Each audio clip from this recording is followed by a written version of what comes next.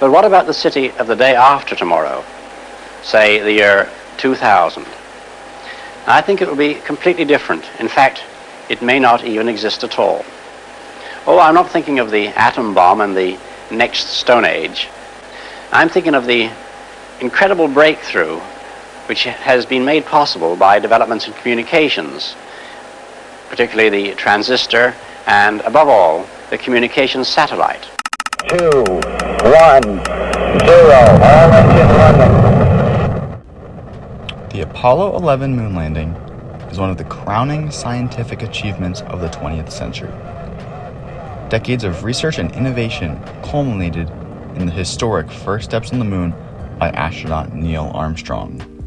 Such a powerful and important event was only made possible by the special NASA computers both on the rocket and on the ground. In fact, a very smartphone that can fit in your hand is more powerful than the archaic remains of a bygone technological era. My name is Spencer Mark, and along with my partner, Justin Liu, we will be diving into how personal computer technology has changed and evolved over the past years.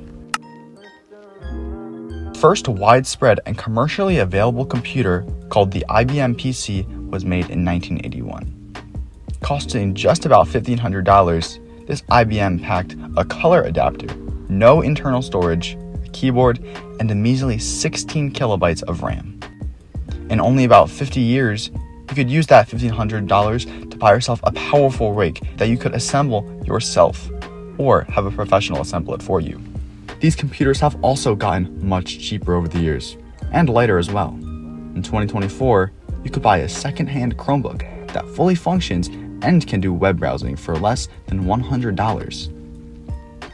These computers are built with an Intel Celeron that clocks at 2.16 GHz. The IBM PC clocked at 4.77 megabits. The cheap $100 Chromebook is 400 times more powerful than the IBM computer. Now, you may be wondering how these computers that you have been using daily has been changed over the years. Let's break off to an interview with computer engineer specialist Hunter Nuss. What do you do computers with your job and stuff every day? Like, how do they affect what you do at work? Like what I do with like personal, or like what I just do at work in general? Like what Just I do with in computers, general, like how you do it, just, how computers affect your work just in general. Yeah. Yeah, I mean, so I work from home, so I mean that's already a big help because I kind of need it. But I'm also I was a computer science major, so I work in development. So even if I didn't work from home, the only way I could do my job would be with the computer. I mean, with work, all my meetings, like all my tasks and everything are assigned through different websites and just programs like that. But yeah, whenever I actually have to do something, I'm typing away to develop something. Yeah. And what kind of things do you develop? Is it like, are you developing like code or like hardware or software? What kind of stuff are you doing? Yeah, it's all like code. It kind of varies based on like each client, I guess. Like today I was working on something, a lot of it's stuff that's already been done in the past. So like it's more or less copy and pasting, changing up a bunch of things that needed for this new person. But like today I was working on something that has to be emailed to the client each day, and making sure they had their specific body and subject and the proper title for like that specific file that they're getting. Yeah. But yeah, I mean, like I set up new clients occasionally. Like it varies from day to day. And then for developing your code and stuff, how connected is the code and stuff in the software that computers use and the hardware? Like there's obviously like some sort of has to be a link there. So just Yeah. are you able to go a little in depth onto the how computer hardware relates to like a software and Yeah, I mean, yeah, I've worked with hardware a bit. Like I've built two computers and everything. The,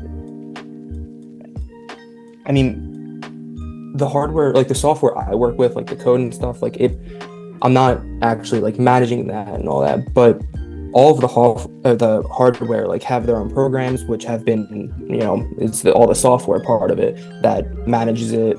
So like, your motherboard has its own thing, which is the whole part of the computer that runs all of the, like pretty much runs a lot of like, misstepping.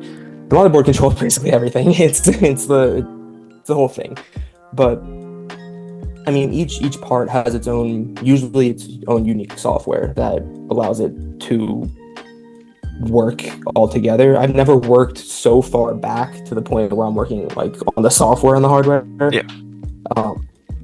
I feel like that would just be awful, but yeah, I mean, I haven't had much experience with it. Like I said, I build computers, but after that, it's mainly just installing Windows. I mean, you could install like other things like Unix or what Mac uses OS. Like you can install that, but it's pretty basic after that. I've never had much experience with it. Is there any insight that you have or any predictions that might potentially come true that you think within the next couple of years? I mean, with the progress we've already made, how like our phones have more power than the computer that like NASA used 30 years ago, it's gonna keep increasing. And I mean, it would be great to have like some new type of technology. Like who knows what they'll invent or be able to figure out.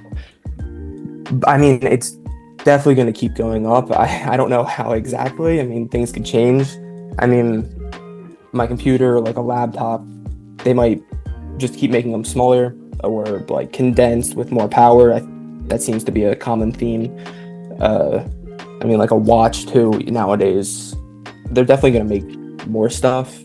Software, not so much. I think that's pretty set in stone. There's not much you can do with that.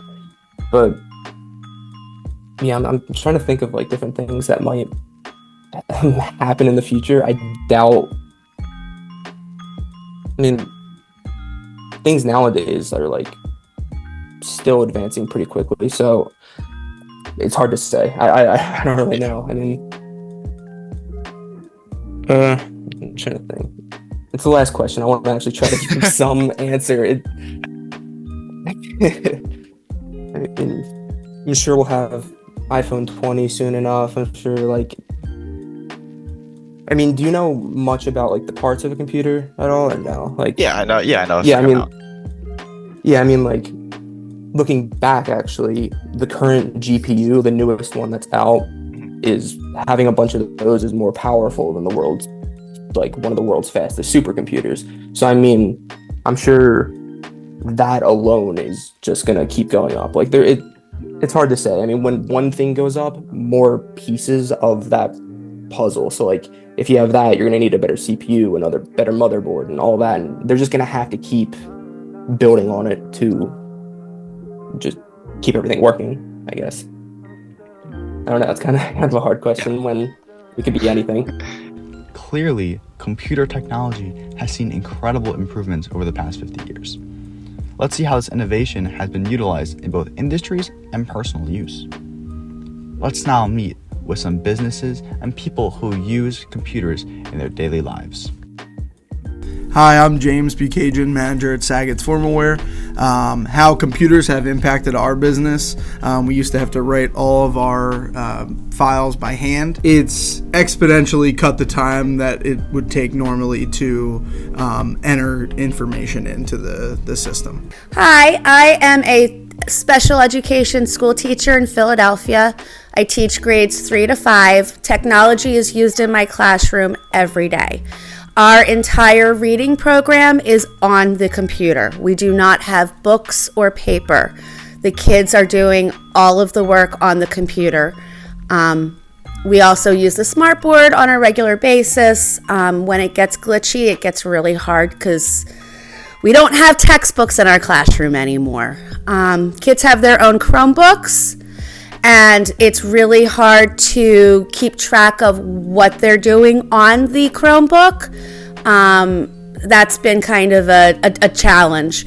I think really the hardest part was during COVID when I was doing everything at my house. If it wasn't for my children, I would not have been able to keep my job. Hi, my name is Chris Mark. I am a clinical data management leader for Johnson & Johnson.